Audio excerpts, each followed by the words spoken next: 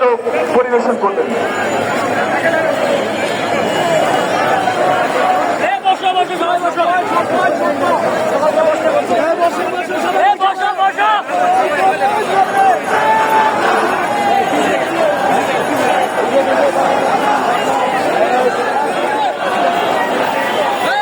বিবর্তনের নাটক জনতার দৃষ্টি, রচনা ও নির্দেশনা ছড়া।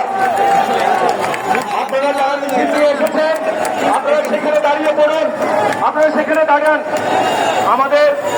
আমাদের আজকের এই সমাবেশে উপস্থিত হয়েছেন ঢাকা বিশ্ববিদ্যালয় কেন্দ্রীয় ছাত্র সংসদ ছাত্র